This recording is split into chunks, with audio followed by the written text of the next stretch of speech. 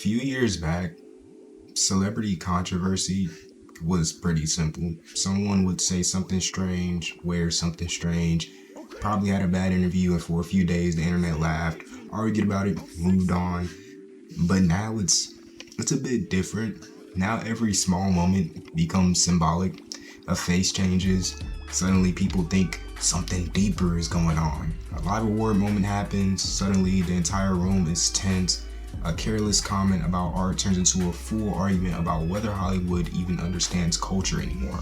And lately, three moments have made that feeling impossible to ignore because somehow within the same stretch of time people started asking why Jim Carrey looks unfamiliar, why Michael B. Jordan and Delroy Lindo were left standing through one of the most uncomfortable live award show moments of the year, and why Timothée Chalamet managed to start a cultural fight just by talking about ballet and opera. And none of these stories are really about one person. They all point to the same thing. Hollywood is really unstable right now. Not like collapsing, but unstable. Like the image still exists, but fewer people fully believe in it. So let's talk about it. Always been a deep brown, especially during The Mask and The Truman Show era. Those eyes carried a signature brown glow, lively and full of...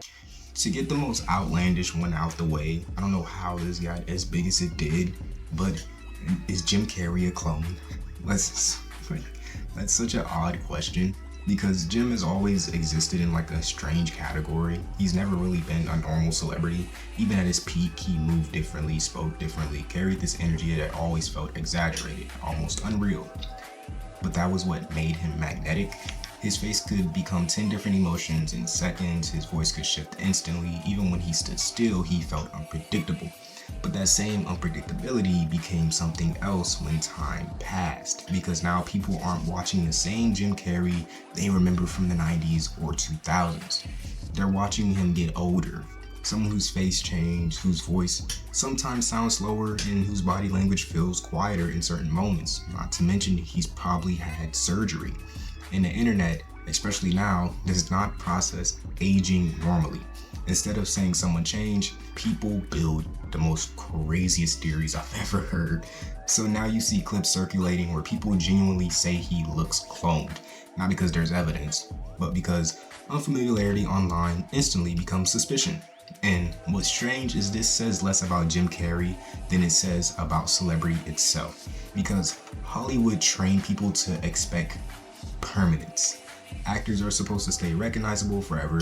Their image becomes frozen in one era.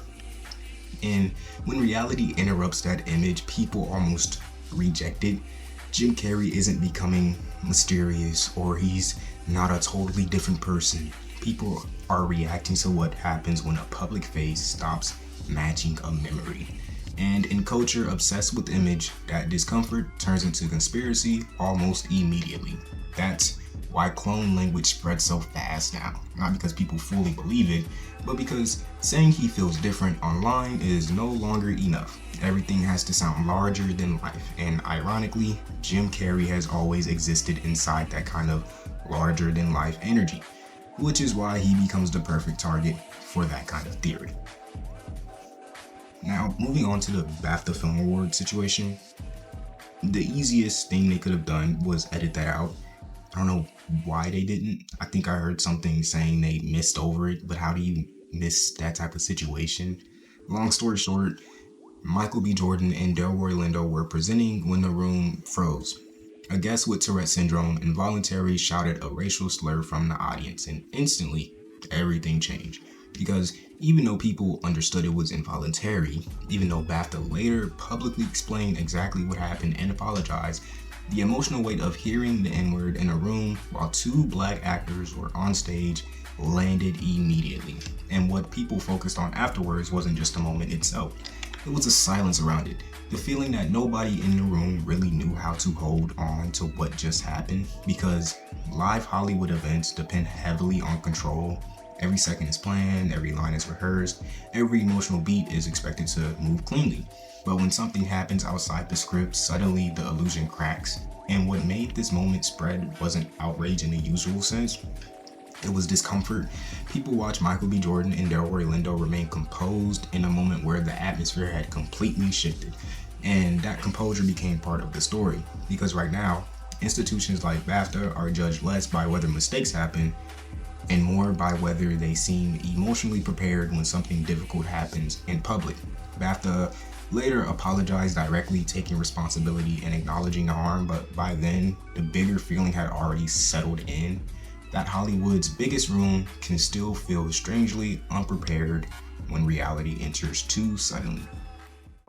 And I don't want to be working in ballet or opera or things where it's like, hey, keep this thing alive, even though no one cares about this anymore. All respect to the ballet and opera people out there. I just lost 14 cents in viewership. Chalamet. A situation that shouldn't have gotten as big as it did, but here we are talking about it. Timothée Chalamet said something that on paper sounds almost casual. He said he didn't want film to become like ballet or opera, art forms people only try to preserve even when fewer people seem to care about it. He even joked right after saying that and said, I'm probably gonna lose viewers just by saying something like that. But almost instantly, that clip spread everywhere because what people heard wasn't a joke or a context, they heard disrespect, and the backlash came fast.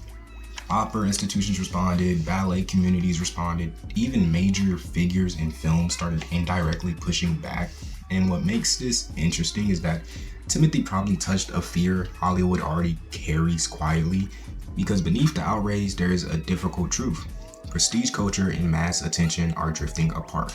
Hollywood still depends heavily on old symbols of prestige, award shows, legacy institutions, critical approval, formal artistic traditions. But younger audiences increasingly don't engage with prestige automatically. They engage with what feels immediate, what feels alive, what feels culturally present.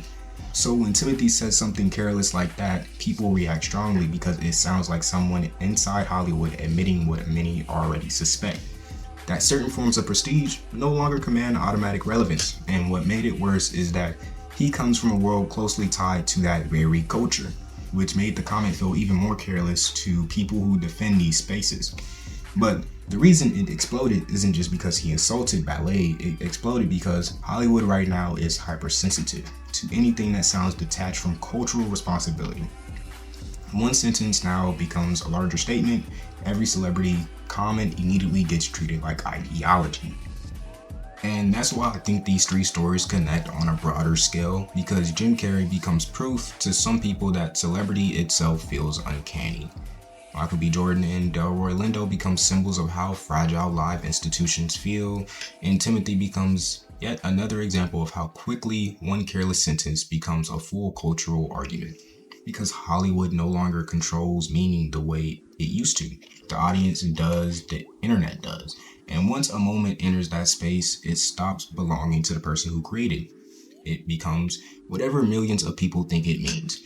That's why Hollywood feels strange right now. Not because celebrities are more chaotic than before, but because every single moment now arrives already carrying suspicion, interpretation, frustration, nostalgia, and distrust. Maybe Hollywood isn't collapsing or something like that. Maybe people just don't believe in the image the way they used to. And once belief starts fading, every ordinary moment begins to look strange. It was a little quick video I wanted to talk about. Got it out my system. Love ya. God bless. And I will see you in the next video.